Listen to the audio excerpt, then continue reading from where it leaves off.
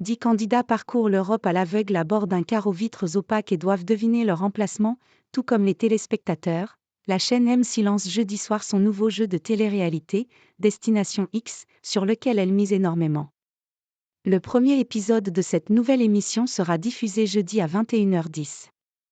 D'autres suivront en janvier.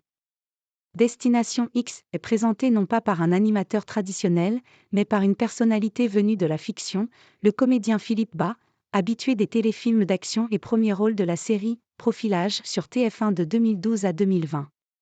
En le choisissant, on voulait surprendre, a expliqué Pierre-Guillaume Lédan, directeur général adjoint des programmes de M6, lors de la présentation de l'émission fin novembre.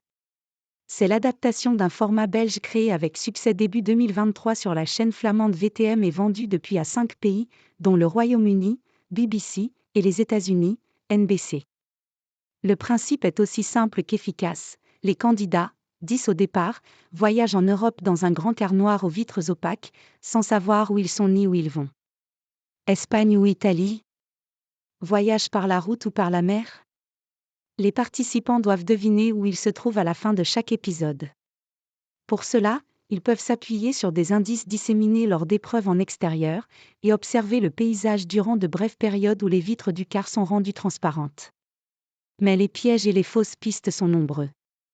Au terme de l'émission, les candidats placent sur une carte un X marquant l'endroit où ils pensent être. Celui qui met son repère le plus loin de l'emplacement réel est éliminé. Le vainqueur final empochera 50 000 €. Les téléspectateurs peuvent eux aussi tenter de percer le mystère en jouant en ligne. Toutes les générations. C'est une expérience pour les participants et les téléspectateurs, tout le monde est désorienté, a souligné Pierre-Guillaume Lédan. La chaîne a eu un coup de cœur pour ce format totalement nouveau, à la production digne de certaines fictions d'espionnage ou d'aventure, a-t-il poursuivi.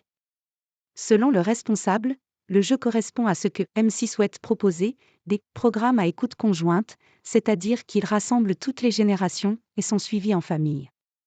Pour la chaîne, l'enjeu est d'importance. Cette année, elle a vu ses audiences s'éroder, notamment sur la case stratégique du prime time, début de soirée. Et ces derniers mois, plusieurs nouvelles émissions ont été des échecs, comme La route des coffres, Coup de foudre au bout du monde, ou La photo parfaite. Parfois on se trompe, ça n'est pas une science exacte, la télé, a concédé Monsieur Lédan. Pour autant, les programmes de flux, divertissement, de M6 vont bien, a-t-il martelé, en invoquant le niveau exceptionnel d'audience de certaines émissions historiques, comme L'amour est dans le pré, diffusée depuis 2005, ou La France a un incroyable talent, depuis 2006. Selon Monsieur Lédan, Destination X s'inscrit dans la lignée de programmes récents de M6, comme Qui veut être mon associé ou Les traîtres.